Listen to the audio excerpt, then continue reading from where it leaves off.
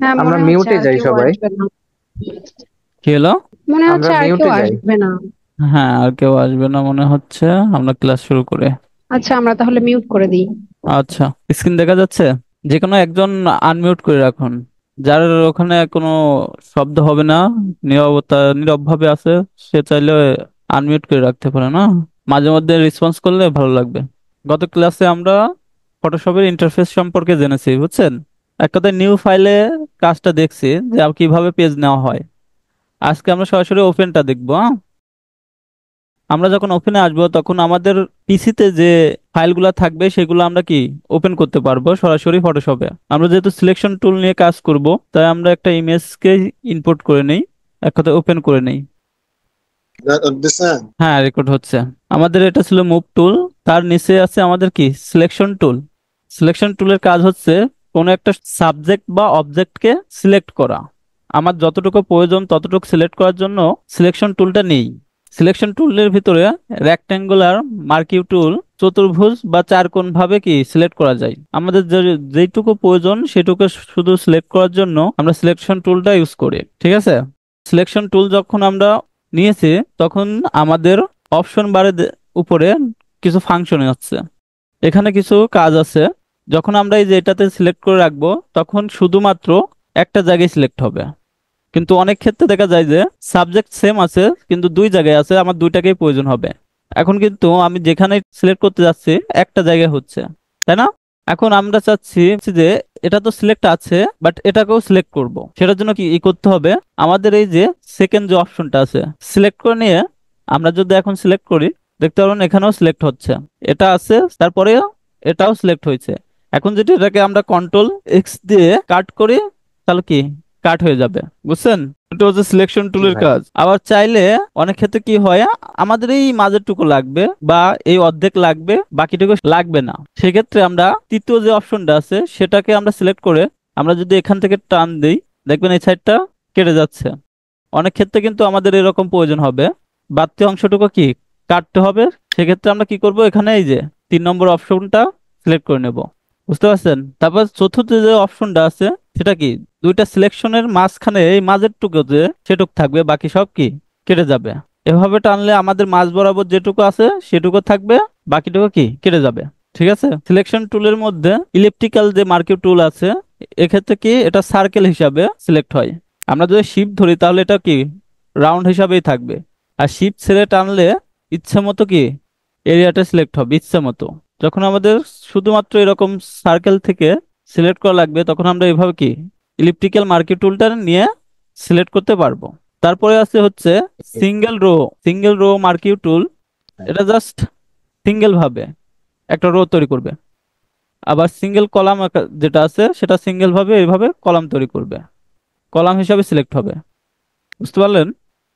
Selection টুলের কাজ হচ্ছে সিলেক্ট করা, আমাদের যতটুকু প্রয়োজন ততটুকু রেখে বাদ বাকি কি ডিলিট করে দেওয়া।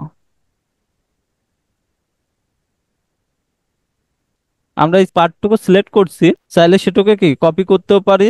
কপি করে এটাকে আমরা কি হাইড করে দিয়ে এটাকে যেটু মানে যতটুকু আমরা সিলেক্ট করে কপি করছিলাম কন্ট্রোল ভি দিয়ে পেস্ট করলে এখানে চলে আসবে। এ হচ্ছে আমাদের সিলেকশন টুলের কি কাজ। সিম্পলি দেখেন আমি যতটুকু সিলেক্ট করছি কন্ট্রোল এক্স দিয়ে কাট করলে, ভাই হাই। হ্যাঁ এটা কিন্তু কাট হয়ে গেল। ভাইয়া হাইটটা কিভাবে করছেন এটা একটু দেখাতে।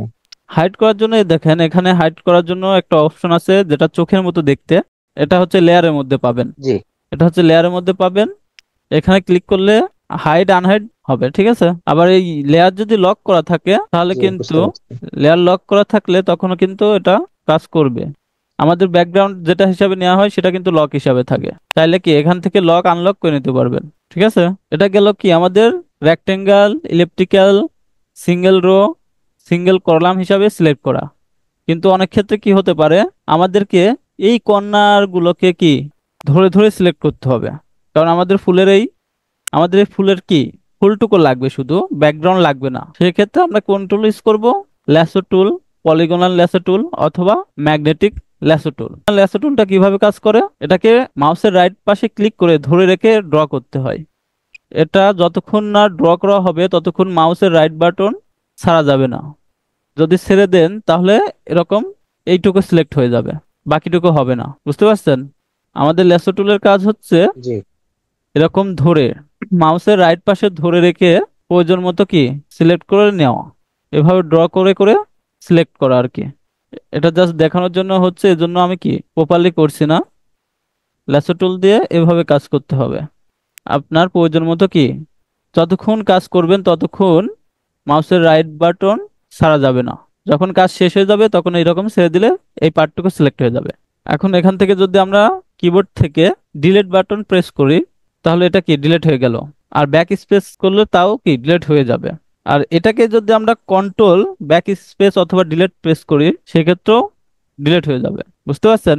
আর শুধু যদি ফুলটাকে আমরা রাখতে চাই জি তাহলে কন্ট্রোল জেটা প্রেস করলে একটা দেখবেন যে কপি লেয়ার হয়ে যাবে।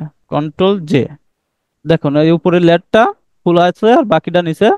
আমরা শুধু এটাকে কি সিলেক্ট করে আলাদা করে ফেললাম। আলাদা করার জন্য কি করলাম কন্ট্রোল জেটা প্রেস করলাম, বুঝতে পারছেন। এটা গেল হচ্ছে ল্যাসো টুল। তারপরে আমাদের আছে পলিগনাল ল্যাসো টুল। এটা হচ্ছে ক্লিক করে করে কাজ করতে হয়। এটা কাজ করা হচ্ছে ক্লিক করে করে, বুঝতে পারছেন। আগেরটাতে এক ক্লিকে ধরে রেখে কাজ করা লাগতো, আর জি এটাকে কি ভাইয়া। এটাকে চাইলে আপনার ইচ্ছা মতো বারবার ক্লিক করে মাউসের রাইট পাশে ক্লিক করে করে সিলেক্ট করতে হবে, ঠিক আছে। এটা হচ্ছে কি পলিগনাল ল্যাসো টুল। আর ম্যাগনেটিক যেটা আছে সেটা হচ্ছে অটোমেটিক, আপনি যেভাবে ড্র করবেন আপনি খালি ড্র করে যাবেন। এটাও কি ক্লিক করে করে করে যাবেন, অটোমেটিক ওই ফুলের আশপাশে কি নিয়ে নেবে। দেখছেন এটা কি অটোমেটিক পাপড়ির সাথে কি লেগে যাচ্ছে, আমার কিন্তু ধরে ধরে লাগানো লাগছে না। ম্যাগনেটিং এর কাজ হচ্ছে এরকম, অটোমেটিক কি চুম্বকের মতো জায়গাটুকু কি টেনে নিচ্ছে। আগের টুলগুলোতে কাজ করতে কি হচ্ছিল, আমাকে স্মুথলি ধরে ধরে হাতটাকে প্রয়োজন মতো জায়গাতে নিয়ে কাজ করা লাগছিল, কিন্তু ম্যাগনেটিক টুলের ক্ষেত্রে অতটা কষ্ট করা লাগে না। জাস্ট আমাদের যে জিনিসটা দরকার সেটা কিন্তু ও বুঝে যাচ্ছে অটোমেটিকলি। দেখুন কত সুন্দরভাবে সিলেক্ট হয়ে গেল। একটু সময় নিয়ে করলে পারফেক্ট, একদম পারফেক্টলি আপনি করতে পারবেন। আগেরটাতে আমাদের হাতের ইউজ করা লাগেছে, কিন্তু এটা থেকে অতটা হাত ইউজ করা লাগবে না, জাস্ট ধরে ধরে ক্লিক করবেন সময় মতো। কর্নার থেকে নেমে আসবো উপরে উঠবো তখন ওই ক্ষেত্রে খালি একটা করে ক্লিক করলে এনাফ। এটা হচ্ছে ম্যাগনেটিক টুলের কাজ, বুঝতে পারছেন। তারপর আমাদের আছে হচ্ছে object selection tool, quick selection tool, magic wand tool. Object selection টুলটা কাজ করতে গেলে সবার পিছিয়ে একটু সমস্যা করবে, বুঝছেন। যাদের কনফিগার ভালো তাদের কোনো সমস্যা হবে না, কিন্তু প্রথম চান্সে করতে গেলে এটা পিসিকে টোটালি দাঁড় করাই ফেলবে, হ্যাং করাই ফেলবে। এটা কাজ করতে গেলে অনেক সময় লাগবে। দেখুন লোডিং হচ্ছে। সেটা সিলেক্ট করতে চাচ্ছেন। হ্যাঁ, এই টুলটা ইউজ করতে গেলে প্রথম চান্সে সবারই এরকম লোড নিবে, সময় লাগবে। এখানে যতগুলো সাবজেক্ট বা অবজেক্ট আছে সেগুলোকে ওরা ডিটেক্ট করছে আর কি। সাবজেক্ট সিলেকশন বা অবজেক্ট সিলেকশন টুলটা দিয়ে আমাদের যে কোনো ব্যাকগ্রাউন্ড রিমুভ করতে অনেক সহজ হয়, বুঝছেন। চাইলে এক ক্লিকেই পুরোটাকে সিলেক্ট করে ফেলতে পারা যায়। এখানে যদি একটা ক্লিক করি তাতে এটা পুরো এরিয়াটা সিলেক্ট হয়ে যাবে। এখানে যদি একটা ক্লিক করে এটা সম্পূর্ণ সিলেক্ট হয়ে যাবে। এটা গেল সাবজেক্ট অবজেক্ট সিলেকশন টুল, যেটাকে কি অটোমেটিক ডিটেক্ট করে নেবে যে আপনি কতটুকু কোনটা সিলেক্ট করতে যাচ্ছেন। দেখছেন অটোমেটিক কিন্তু এখানে ডিটেক্ট করে নিচ্ছে, দেখা যাচ্ছে। এটা দিয়ে অটোমেটিক আপনি চাইলে সাবজেক্টটাকে সিলেক্ট করে কিংবা অবজেক্টটাকে সিলেক্ট করে ব্যাকগ্রাউন্ডটাকে রিমুভ করে ফেলতে পারবেন এক ক্লিকেই। এই টুলটার জন্য আমাদের এই বাকি যে টুলগুলো আছে যেমন ল্যাসো টুল, পলিগনাল ল্যাসো টুল, এই টুলগুলোর ইউজ খুব কম হয় শুধুমাত্র এই টুলটার জন্য। তারপরে আছে আমাদের হচ্ছে quick selection tool. Quick selection টুলটা হচ্ছে দ্রুত সিলেক্ট করার জন্য, যে কোনো জিনিসকে দ্রুত সিলেক্ট করার জন্য কুইক সিলেকশন টুলটা ব্যবহার করা হয়। এটাকে ছোট বড় করতে হয় হচ্ছে second bracket and third bracket যে চিহ্নটা দেওয়া আছে না কিবোর্ডে, এটা দিয়ে ছোট বড় জি করতে হয়। আপনার প্রয়োজন মতো যতটুকু লাগবে ততটুকু কি ছোট বড় করে আমরা সিলেক্ট করতে পারবেন। দেখছেন সিলেক্ট হচ্ছে। একই কালারের যদি বস্তু হয় সম্পূর্ণ এক কালার, বুঝছেন, সেক্ষেত্রে কুইক সিলেকশন টুলটা সবচেয়ে ভালো কাজ করবে। শুধুমাত্র একটা ক্লিক করলেই পুরোটা সিলেক্ট হয়ে যাবে। এটা হচ্ছে কুইক সিলেকশনের কাজ। তারপর আছে ম্যাজিক ওয়ান টুল।